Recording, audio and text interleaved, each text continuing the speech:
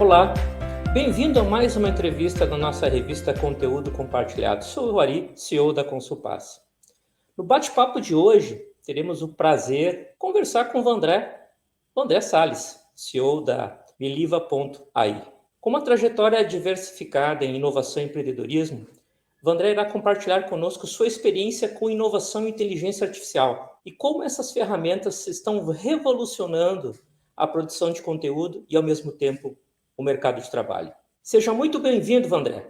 Muito obrigado por disponibilizar a sua agenda, para a gente realizar esse bate-papo aqui com muito conteúdo aí para os nossos ouvintes e para os nossos leitores. Fique à vontade nesse espaço, Vandré. Olá a todas, olá a todos. Eu quem agradeço a oportunidade, é sempre uma grande honra e, um momento muito bacana estar com, né, as pessoas que fazem parte da Consulpass.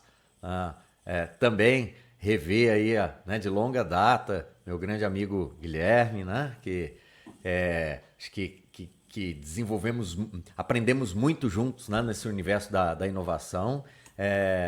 E também, Ari, né, como a gente estava falando um pouquinho antes aí dessa jornada pandêmica e pós-pandêmica que caminhamos juntos, então é muito bom rever, né, todas essas pessoas em um momento tão bacana e oportuno. Maravilha, muito bom mesmo ter você com a gente, Vandré. Para começar esse nosso bate-papo, você pode contar um pouco para nós sobre a proposta da Meliva.ai, como ela utiliza a inteligência artificial para criar conteúdos de multimídia, né? Como foi a evolução disso e quais as principais aplicações e facilidades que oferece hoje para as empresas? Pode compartilhar com a gente, por favor, Vandré? Claro, com certeza. A Meliva, ela surgiu, assim, vou até falar algo que é muito curioso, né? No começo desse ano, teve o boom dessas inteligências artificiais generativas, né? Então, o ChatGPT hoje é o carro-chefe, né? É o nome da AI que está na boca aí das pessoas do mundo todo. E quando isso aconteceu, né? Quando começaram a falar de ChatGPT, eu tomei um susto. Eu falei, nossa, chegou agora a onda, né, que eu sabia que um dia ia chegar, mas eu não acreditava que estava tão rápido, porque há 2 anos nós, né, já estávamos desenvolvendo tecnologias que, inclusive, utilizavam e eram baseadas na tecnologia do ChatGPT. Né? Então, nós, de certa forma, iniciamos essa parte de pesquisa e desenvolvimento em inteligência artificial generativa uns 2 anos antes mesmo do ChatGPT ficar super famoso aí. E a gente já estava se adiantando em um problema, né, que de verdade está acontecendo. Né? Então, lá atrás, a gente falava assim, nossa, o que vai acontecer quando existirem um monte de tecnologias de inteligência artificial que produzem tipos diferentes de conteúdos, né? Algumas IAs treinadas para produzirem textos, outras IAs treinadas para produzirem áudio, outras para voz, outras para imagem, outras para vídeo. O que vai acontecer quando tiver tudo isso disponível no mercado e as pessoas, na verdade, precisarem não criar um texto ou criar um áudio, elas querem publicar algum conteúdo, né? O objetivo nosso não é escrever alguma coisa ou gravar, né? Por exemplo, isso aqui, o nosso objetivo aqui não é gravar um podcast, é compartilhar conhecimento. Tá? Então, nesse momento, a gente pensou lá atrás, vamos nos preparar para a gente ser um agregador de motores de IA. Né? Então, algo como se fosse um ambiente para organizar a avalanche de motores de IA que surgiria. E é isso que a gente faz hoje. Tá? Então a Meliva ela é um dos maiores agregadores globais de motores de IA que conversam entre si para que uma necessidade de conteúdo seja gerada, transformada em muito pouco tempo, né? Quando eu digo pouco tempo, é pouquíssimos minutos, em um conteúdo já publicado no canal de comunicação. Tá? Então, é isso que a Meliva faz. Como um exemplo, você pode, por exemplo, abrir lá a Meliva, escrever, né, um termo-chave, sabe? IAs no mundo corporativo e apertar um botão para publicar um artigo seu inédito no LinkedIn, tá? Então ele vai criar um título, SEO, colocar as hashtags, escrever o texto, colocar uma imagem de destaque. Você vai olhar aquilo e falar, gostei, você aperta o botão publicar. Se você não gostou, você edita o que você quiser e depois aperta o botão publicar, né? Então, a ideia é essa, é dar uma liberdade criativa para as pessoas poderem acelerar, reduzir, né, de certa forma, o processo e o tempo necessário entre ter um insight e ter a sua mensagem já disponível para as pessoas na internet. Show, André. Primeiro quero agradecer a oportunidade de mais uma vez estar aqui com vocês, de poder reencontrar contigo, né, André? A gente passou por uma jornada muito maneira aí para inovação e pegando aí a carona nessas inteligências generativas, a gente viu o boom, igual você falou, com o ChatGPT, né? Ele que foi ali o abre-alas para todas essas ferramentas e tecnologias que a gente tem hoje no mercado. E a gente percebe que isso está evoluindo e está evoluindo muito rápido. Então, conta para a gente assim, o que você espera dos próximos passos, né? Porque hoje a gente fala da 3.5, que é o ChatGPT ali, avançando para 4.0, que está evoluindo muito rápido. Então, quais que são esses próximos passos? Quais são essas novas possibilidades que a inteligência artificial ela tem conseguido trazer e modificar o mercado que a gente conhece hoje? A IA, ela já existe desde os primórdios da computação, né? Tem gente que acha que inteligência artificial assim, é algo novo. Não, ficou popularizado e acessível, né, para praticamente qualquer pessoa, ou a custo zero ou a um custo muito baixo, agora, a partir de 2022, 2023. Mas a IA era algo que já era pensado antes mesmo dos computadores existirem, né? Se a gente olhar ali um pouquinho no passado, a gente via que matemáticos na década de 20, de 30 já discutiam, sabe, o que iria acontecer se houvesse alguma máquina capaz de processar tanta informação ao mesmo tempo que ela pudesse simular o comportamento humano, sabe? Ou seja, já se falava sobre inteligência artificial naquela época. E como toda tecnologia exponencial, demorou, né, cerca de 60 anos para, naquela curva exponencial, né, aquela curva que faz assim, começar a ser perceptível para a gente.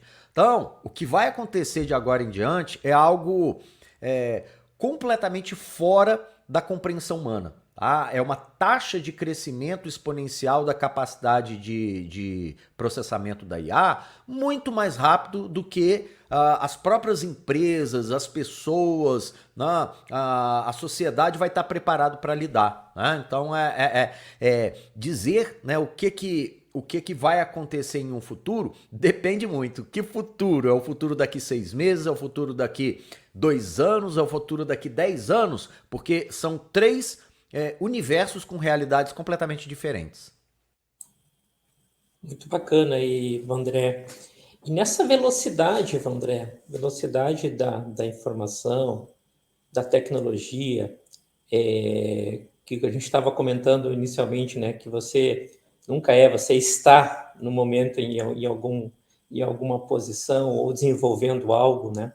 Como que a empresa Meliva planeja tá constantemente trabalhando com inovação nesse universo, né, que de certa forma existe uma constante mudanças muito rápidas, e a gente sabe que tudo isso é investimentos também. E quais são os principais desafios nesse mundo aí de tecnologia e inovação, principalmente no que a gente fala sobre a inteligência artificial, no teu ponto de vista, se puder compartilhar com a gente, Vandré. Para mim, o maior desafio da IA, ela não será de agora em diante tecnológica, sabe? Então, por exemplo, né, eu tentar dizer como que nós estamos nos preparando para essa evolução da IA, essa inovação, eu acho que a maior pergunta não é corporativa, ela é humana, sabe? Como nós, humanos, estamos nos preparando para lidar com uma IA que, né, pode ser completamente comparada com o que aconteceu na terceira revolução industrial, né, que a gente viveu aí há cerca de 40 anos, que foi a automação extrema das habilidades operacionais do ser humano. Tá? Então, se a gente parar para entender o que aconteceu nos últimos 30, 40 anos, o que a gente viu foram, né, várias pessoas perdendo postos de trabalho, empregos sendo, né, dissolvidos, empregos que antes eram considerados essenciais passaram a ficar obsoletos, tá? Por quê? Porque a máquina conseguia substituir tarefas operacionais, né? Principalmente do ponto de vista fabril, né? Então, ou seja, aquelas ações que o ser humano não precisava tomar, né, decisões estratégicas, decisões criativas, tá? Então, era realmente né, colocar a mão na massa e fazer acontecer, tá?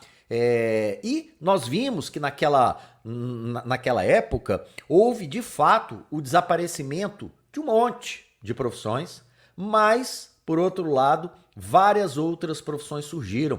Né? E hoje a gente tem dados que provam que para cada profissão que desapareceu, quando a terceira revolução industrial chegou, cerca de 4 novas profissões surgiram, foram inventadas. Então, quando a gente fala, né, que as máquinas vão acabar com os empregos dos humanos, isso é verdade, mas isso é verdade na jornada da revolução, enquanto a onda da transformação está acontecendo. Depois que essa onda aconteceu, novos postos vão surgir. E, de fato, isso está acontecendo novamente. Tá? Então, nós estamos realmente, efetivamente, em mais uma grande transformação. Só que essa grande transformação, ela vai afetar um perfil de profissionais completamente diferentes. A gente não está mais falando de pessoas de cargos operacionais. A gente está falando que nesse primeiro momento, essa primeira onda da IA, que, né, começa agora e ela tem mais uns 3 anos, tá? Nota, olha só, não estou falando mais de 30 ou 40 anos, estou falando de 3 anos. Quase todos os postos de trabalho táticos serão substituídos pela IA. Né? Então, estamos falando aí de gerentes, analistas, supervisores, tá? São cargos que a IA vai poder desempenhar em uma qualidade, na maioria das vezes, superior ao humano em tarefas táticas. Tá? Entretanto, né, as decisões estratégicas e altamente criativas ainda ficarão protegidas, né, pelos próximos 5 anos. Tá? E aí depois, uma onda das super IAs. Aí, Guilherme, respondendo, né, uma perguntinha que você tinha feito lá atrás. Você falou do ChatGPT na versão o GPT 3.5, né, hoje está no 4. Tá? A OpenAI, ela não oficializou ainda quando vai lançar o ChatGPT 5, né, a versão 5, não tem data para isso, nem diz se está ou não treinando esse modelo, mas com certeza está. Não faz sentido ela parar, né, numa versão e deixar essa versão aí de ponta, sendo que hoje é a corrida, né? A corrida do ouro lá do passado, né? A corrida do petróleo de muito tempo atrás, agora é a corrida dos motores de IA, tá? Então, com certeza ela tá agora já e bem avançada, né? No que a gente apelidaria de GPT-5, tá? Esse GPT-5 vai dar origem a um novo movimento de IA que se fala muito nos centros de pesquisa, mas isso não existe ainda, que é a super IA, tá? A super inteligência artificial. O que é a super inteligência artificial? É uma IA, e olha o perigo agora, tá? Agora é algo para a gente refletir. É uma IA que não precisa mais da intervenção humana para a criação dos prompts, que a gente fala, né? Hoje, as IAs atuais, elas têm um desempenho fantástico, mas depende de nós humanos, operadores, para fazermos as perguntas corretas para ela. Tá? É o que a gente chama de prompt de IA. Né? Como que eu interajo com a IA? As super IAs são modelos de inteligência artificial que elas são capazes de criar os seus próprios prompts. Tá? Ou seja, ela vai escolher que tipo de pergunta ela vai fazer para ela mesma. Tá? Então, quando isso acontecer, a gente vai estar de fato entrando agora numa revolução industrial que vai colocar muitos cargos de tomada de decisões, cargos estratégicos, também em xeque. Tá? Mas, eu estou falando aí uma parte ruim, mas lembre-se, né, que para cada profissão que foi extinta, várias novas foram criadas. E isso também está acontecendo. Eu hoje, por exemplo, me auto-intitulo de engenheiro de prompt de IA, que é o que eu mais tenho feito ultimamente. Né? Mas eu sei que essa profissão ela vai ser extinta daqui 5 anos.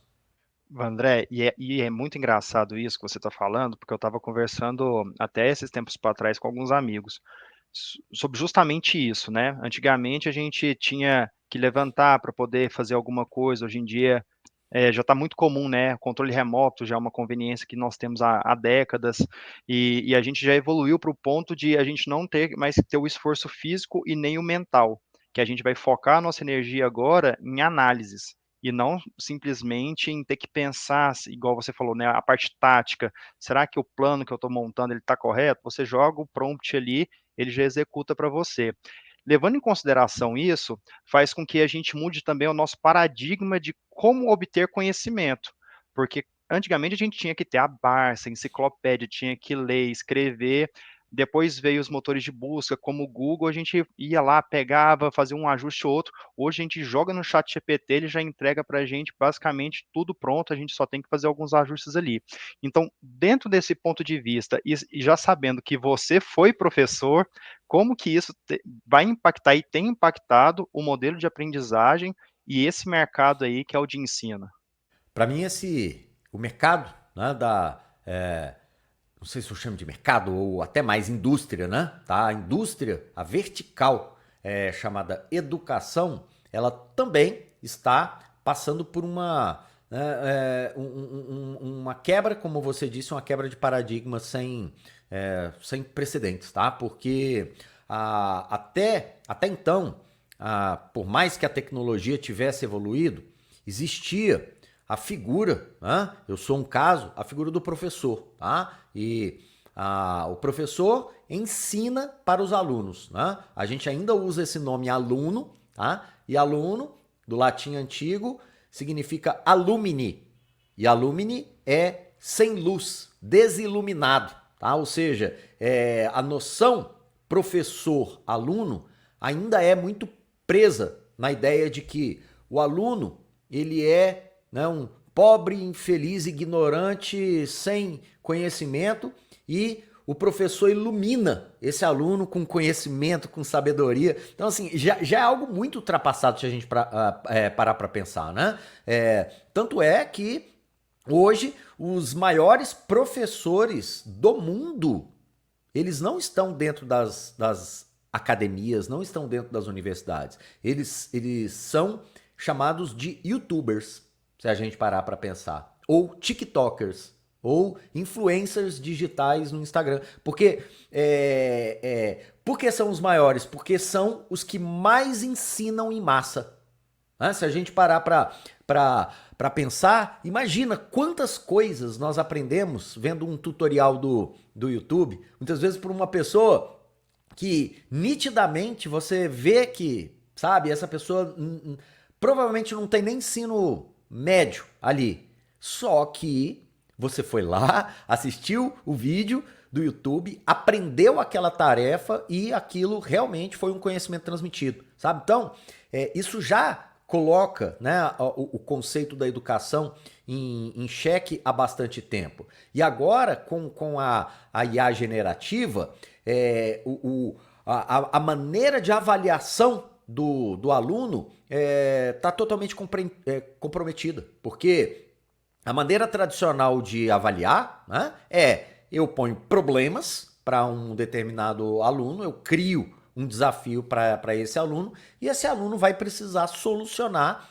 esse desafio usando a sua criatividade. É assim que, né, o processo de ensino-aprendizagem funciona hoje. Entretanto, se esse processo de solução for um processo que uma IA generativa é capaz de resolver, então o aluno vai passar a solicitar isso para IA. E ele vai deixar de aprender, porque ele não passou pelo processo, né? Então, da mesma maneira que a educação teve que se reinventar para parar de cobrar nas provas e nas avaliações fatos, tá? Porque fato o Google resolve em minutos, tá? E passou a cobrar análises.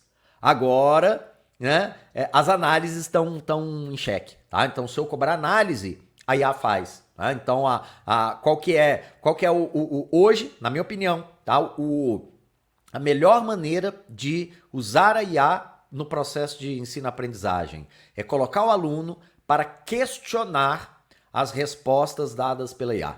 Né? Colocar o aluno... Então, assim, tem uma tarefa a ser feita? Fala assim, ó, use o ChatGPT para resolver o problema tal.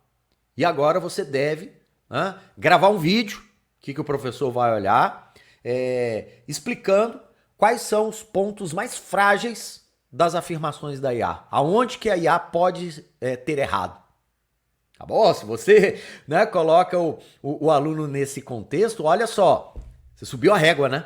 Subiu muito. Agora, você está exigindo de um aluno que ele tenha uma capacidade de compreensão acima até mesmo do que uma IA generativa é capaz. Então, a educação, ela vai mudar, tá? Ela vai mudar e ela já começou a mudar por causa desse tipo de pressão.